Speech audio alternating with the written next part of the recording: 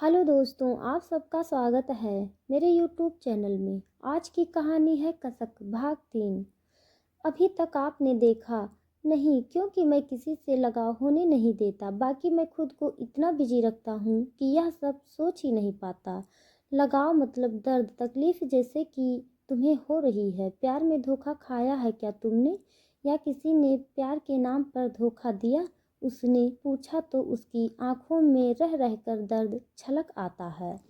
और अब हाँ, था कोई आपके जैसा ही निर्मोही। अब समझ आ रहा है उसे भी शायद मुझसे लगाव नहीं, सिर्फ शारीरिक आकर्षण रहा होगा। उसकी तरह आप भी कभी ये नहीं सोचते कि आपको लगाव ना हुआ होगा, पर उन लड़कियों के बारे में नहीं सोचा जिनको आप छोड़ देते हो। वो वो उसके बाद किस दर्द से गुजरती होंगी। किसी को प्यार ना करना यह बुरा नहीं है, पर किसी के मन में प्यार जगा कर उसे छोड़ देना उसे मार देने के बराबर होता है, क्योंकि उसके बाद उसका दिल मर चुका होता है और अरमान दम तोड़ चुके होते हैं और ख़त्म हो जाती है जीने की इच्छा। सबको वह जीवित चलता फिरता दिखता है, पर वास्तव में वह चलती फिरती लाश होती है, बेजान, जैसे कि मैं। उसने भरी हुई आंखों से उसे देखा तो उसके पास इसका कोई जवाब न था। उसने तो कभी पलट कर देखा ही नहीं, तो कैसे महसूस करता इस दर्द को? पता नहीं, मैंने इस बारे में कभी सोचा नहीं। वह धीरे से बोला, आप सही कह रहे हैं। लड़के कभी प्यार नहीं कर सकते। सभी एक जैसे होते हैं। सबको औरत का शरीर चाहिए होता है। इसके लिए या तो गर्लफ्रेंड नाम देने वाला बॉयफ्रेंड हो, या प्यार के नाम पर शादी का वादा करके मुकर जाने वाला प्रेमी। आप भी कुछ अलग नहीं है। हाँ, फ़र्क ये है आप पहले ही बता देते हो कि सिर्फ जिस्मानी रिश्ता रखना है और कोई जिस्मानी रिश्ता बनाने के लिए प्यार का सहारा लेता है। कहते हुए उसकी आंखें आंसू से भर चुकी थी। तुम बेवजह इतना इमोशनल हो रही हो। इमोशनल इंसान को कमज़ोर करते हैं, इसलिए सरवाइव करना। तो प्रैक्टिकल बनो। यह सब सिर्फ लड़कों पर ही लागू नहीं होती, लड़कियों पर भी लागू होती है। उसका भी अट्रैक्शन ही है होता है, पर लड़कियां ज़्यादा इमोशनल होती हैं, इसलिए उन्हें ज़्यादा तकलीफ़ होती है। और जो छोड़ गया, तुम भी उसके बारे में सोचना छोड़ दो और जीवन में आगे बढ़ो। किसी एक के आने या जाने से ज़िंदगी रुक नहीं जाती, नहीं रुकती, पर आगे भी नहीं बढ़ पाती, बस एक जगह पर अटक कर रह जाती है। और क्या इतना आसान है भूलना? उसने उससे पूछा। हाँ, वो कैसे? वो आगे बढ़ गया। तुम भी आगे बढ़ो। मन बहलाने कोई काम कर लो या कोई और बॉयफ्रेंड बना लो।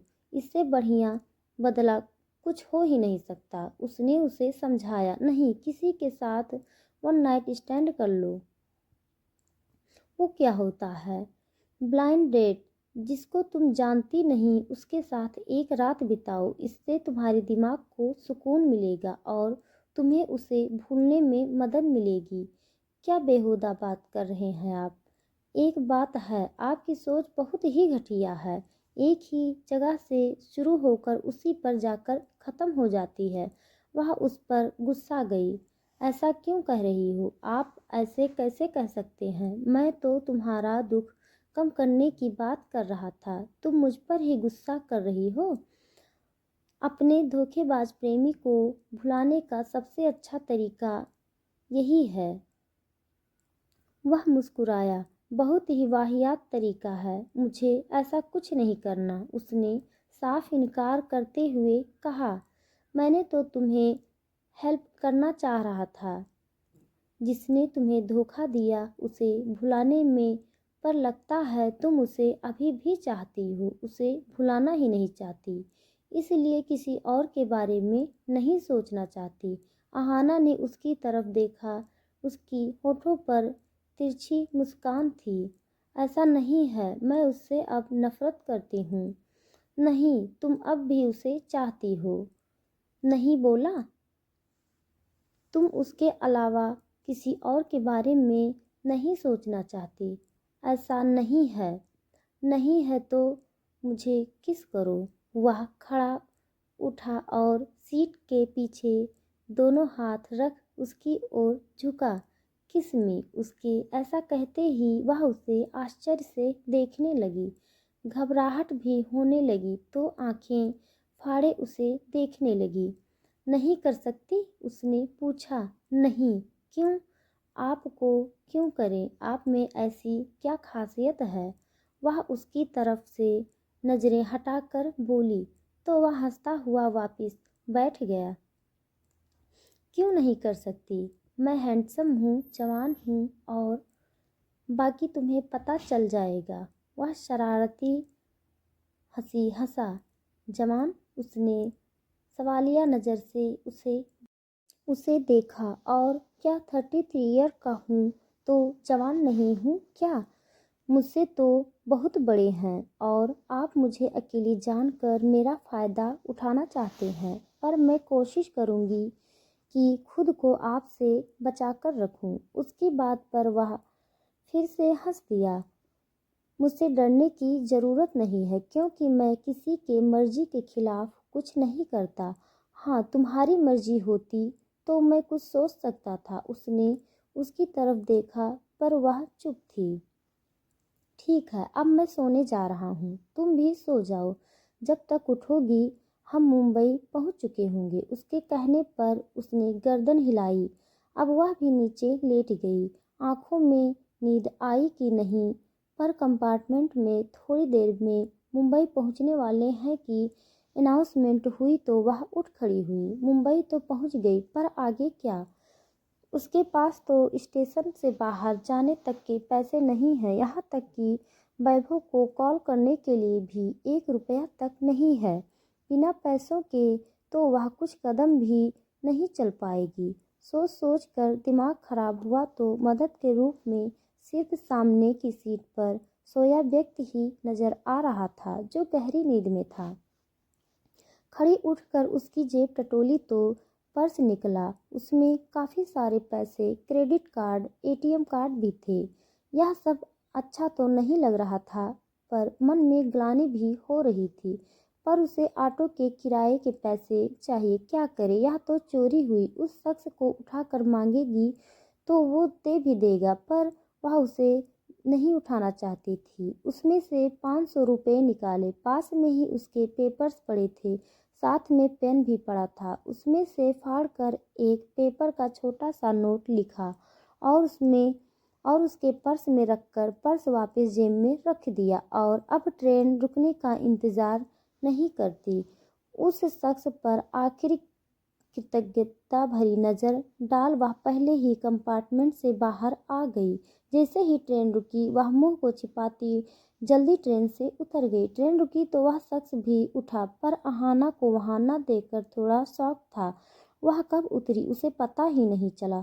थोड़ा दुख और आश्चर्य भी हो रहा था कि उसे बताकर तो जाना चाहिए था। वह अकेली बेसहारा है, न जाने पर क्यों उसका यूं चले जाना उसे अच्छा नहीं लग रहा था। पर अब वह क्या कर सकता था? उसे भी उतरना था। जल्दी सामान समेटा और कंपार्टमेंट के बाहर आया। स्टेशन से बाहर निकला तो एक गाड़ी उसका इंतजार कर रही थी। उसमें बैठने लगा। वहां पर एक गुब्बारे बेचने वाली लड़की खड़ी थी। बच्चों के लिए गुब्बारे ले लो साहब, मेरी शादी ही नहीं हुई तो बच्चे कहाँ से होंगे? वह बड़बड़ाया, पर न जाने क्या सूझा कि पूछ लिया, कितने के हैं? 10 रुपये का एक, उसने जवाब दिया। जेब में हाथ डाल पर्स निकाल लिया। 100 रुपये उसके हाथ में दे दिया। वो गुब्बारा लिया और हवा में उड़ा दिया। वो लड़की उसे आश्चर्य से देख रही थी। नज़र पर्स में रखे छोटे कागज पर पड़ी। उस पर कुछ लिखा था। पढ़ने लगा। आपने एक अनजान लड़की की इतनी मदद की, बहुत धन्यवाद। बिना बताए जा रही हूँ, उसके लिए सॉरी। और आपके पर्स से 500 रुपये बिना बताए ले लिए हैं। वो क्या है, ना ऑटो का किराया भी नहीं है। दोबारा मिले तो आपके पैसे ज़रूर लौटा दूंगी। अहाना। उसने वही नोट हाथ में दबा लिया। गाड़ी आगे बढ़ाओ, ड्राइवर से बोला और ड्राइवर ने गाड़ी आगे बढ़ा दी। अहाना भी रेलवे स्टेशन से बाहर निकली। जीवन में पहली बार घर से अकेले बाहर निकली है, वो भी इतने बड़े शहर में, जहाँ नज़र दौड़ाओगे तो लोगों का रेला नज़र आता है, शोर शराबा, और जिधर नज़र दौड़ाओ दौड़ते भागते लोग। लग रहा था सारी दुनिया चल रही है सिर्फ उसे छोड़कर, क्योंकि उसे समझ जो न आ रहा था कि समुद्र जैसे बड़े शहर की भीड़ भाड़ में कहाँ जाए और कैसे अपने गुम हुए भाई को ढूंढे, जो भूसे के ढेर में सुई तलाशने सा मुश्किल है। और सबसे बड़ा प्रश्न, फिलहाल के लिए कहाँ सहारा तलाशे। कोई चारा न देख कदम धीरे धीरे स्टेशन से बाहर निकाले। पास में एक पीसीओ था। चुन्नी के पल्ले के कोने में वैभव का नंबर एक पर्ची में लिखकर बांधा हुआ था। गांठ खोल कर पर्ची हाथ में निकाल ली। वैभव का नंबर डायल किया, पर नंबर लगा ही नहीं। सही नंबर तो होगा, फिर लगा क्यों नहीं। मन में प्रश्न कौंधा तो मन बेचैन हुआ। सही क्यों नहीं होगा, उसने खुद ही उसने दिया था। वह भी उसे वान्या के साथ मुंबई लाना चाहता था, पर तब माँ की बीमारी और प्रांजल की वजह से उसके साथ नहीं आई, वरना वो हमेशा कहता, आहना तू वान्या से ज़्यादा सुंदर है, तुझे हीरोइन बनाने मुंबई ले चलूँगा। उस समय तो ना आई घर, अब मजबूरी ले आई। पर कॉल तो लग नहीं रहा, अब कहाँ जाए कुछ सूझ नहीं रहा। दोबारा से वैभव की कॉल लगाती है, पर इस बार भी नहीं लगता। 2-3 बार ट्राई करने पर भी जब नंबर न लगा तो कहाँ जाए, दिल बैठने लगा। जब कुछ न सूझा तो दिमाग के किसी के कोने में याद आया। उसके पूछने पर उसके भाई ने बताया था कि वह गोविंद धाम नाम की चौल में रहता है। धीरे धीरे चलती आगे बढ़ी। बाहर ऑटो स्टैंड में ऑटो खड़े थे। एक ऑटो में बैठ गई। कहाँ जाना है मैडम, उसने उसके बैठने के बाद ऑटो वाले ने पूछा। गोविंद धाम चौल, आहाना बोली। यह कहाँ पड़ता है, उसने पूछा। पता नहीं। पता नहीं तो कैसे जाएंगे मैडम, आप तो ऑटो चलाते हैं, आपको तो पता होगा। मैडम, ये मुंबई बहुत बड़ा शहर है, जब तक पूरा पता नहीं होगा कैसे ले जा सकते हैं। ऑटो वाले ने उसे हकीकत से परिचित कराते हुए कहा, मुझे पूरा पक्का पता नहीं है, तो ऐसे कहाँ जाएंगे। भैया प्लीज़ मेरी मदद करो, आहाना ने उसे प्रार्थना करते हुए कहा। अच्छा, मैं पता करता हूँ कि इस नाम से यहाँ कितनी चाल है। ऑटो वाला भला आदमी लग रहा था। उसकी समस्या जान उसने दूसरे ऑटो वाले से पता किया तो मालूम चला इस नाम से यहाँ 2 चौल हैं जो ज़्यादा पास थी। उसी चौल में ऑटो ले गया। आहाना ने वहाँ पूछताछ की, पर भी कोई उसके भाई के बारे में कुछ भी नहीं बता पाया। तो आहाना को फिर से ऑटो में बिठाकर दूसरे चौल में ले गया। चौल के बाहर उसे उतार देता है। देखो मैडम, अब यहाँ तुम्हारा भाई मिले या ना मिले मेरी टेंशन नहीं, ना अब मैं यहाँ पर रुक सकता, तो मेरा भाड़ा दे जाओ ताकि मैं भी जाऊँ। ऑटो वाले ने भाड़ा मांगा तो उसने वह 500 का नोट उसे पकड़ाया, जिससे उसने उसे 200 रुपये वापस दिए और चला गया। आहाना उस चौल में आगे बढ़ी। छोटे छोटे कमरों से बनी इस 2 मंजिला चौल में एक पूरा मोहल्ला आबाद था। उसने एक एक कर सबको अपने भाई के बारे में पूछा, कोई भी ढंग से न बता पाया। आखिरकार एक पड़ोसी, जो एक 35-50 साल की महिला थी, उसने स्वीकार किया कि 6 महीने पहले तक उसका भाई यहीं रहता था, पर 6 महीने पहले वह चला गया था। उसके बाद उन्होंने उसे नहीं देखा। उसने पूछा कि कुछ पता है उसके बारे में, पर उसने बताने में असमर्थता जताई। तो अब वह बेहद घबराई, वह निराश थी। धीरे धीरे चलती चौल से बाहर आई, नज़र दौड़ाई। आसपास कोई पीसीओ भी नहीं थी जिससे वैभव को कॉल लगा सके। तभी उसकी नज़र कुछ हुरी पर खड़े एक टपोरी टाइप व्यक्ति पर पड़ी। वह उसे ताड़ रहा था। उसने गौर किया, इस आदमी को उसने चौल में भी देखा था। हाँ, थे वहीं खड़ा था। जब वह लोगों से भाई के बारे में पूछताछ कर रही थी, शायद उसे पता चल गया था कि वह किसी की तलाश कर रही है जो मिल नहीं रहा। वह थोड़ी दूर पर खड़ा होकर उसे ताड़ने लगा। उसके ऐसे ताड़ने से आहाना असहज हो गई। तो वह वहाँ अपनी गले की चुन्नी ठीक करती है तो वह उसे गंदे इरादे कर भद्दे कमेंट करने लगा। थोड़ी देर बाद वह चलता हुआ वहाँ से जा आकर उससे आसपास चक्कर लगाने लगा, जिससे आहाना की घबराहट बढ़ गई। अकेली है क्या, किसी को ढूंढ रही है। वो नहीं मिला, परेशान मत हो, मेरे साथ चल, वह गंदे इशारे कर बोला। तो आहाना बहुत घबरा गई। वह वहाँ से चलकर थोड़ी दूर चली गई, पर वहाँ पर और लोग भी थे। पीछे मुड़कर देखा, वह वहीं पर खड़ा था। भाई का तो कुछ पता न चला, पर अगर वैभव और वान्या भी न मिले तो वो यहाँ क्या करेगी पता नहीं। यहाँ तो आसपास कोई पीसीओ भी नहीं दिख रहा था कि वह एक बार वैभव को कॉल लगा सके। तो परेशान हो वह एक दो शख्स से रिक्वेस्ट करती है कि उसे कॉल करनी है तो उसे फ़ोन दे देता है। वह वैभव को कॉल लगाती है, रिंग जा रही थी।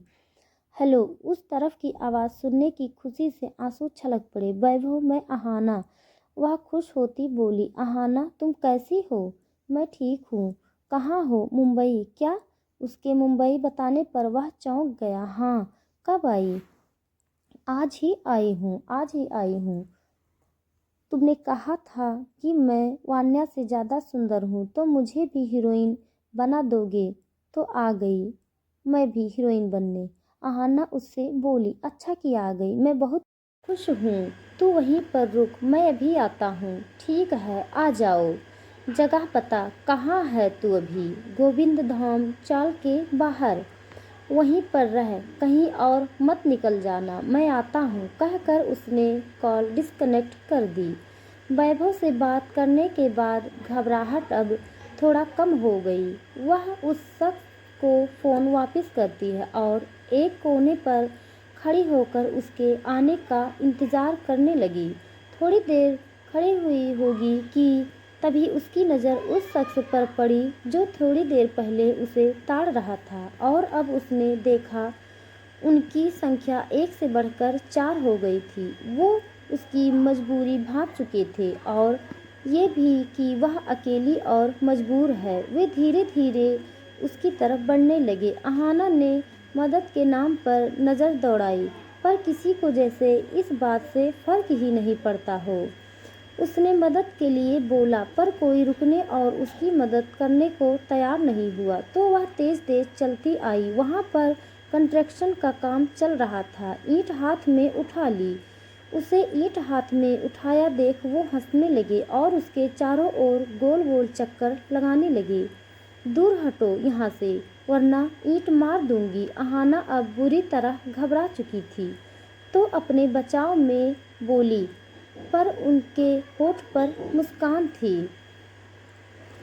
तो दोस्तों, आज के लिए बस इतना। अगला पार्ट आप देखने के लिए मेरे साथ बने रहिए। तब तक के लिए धन्यवाद।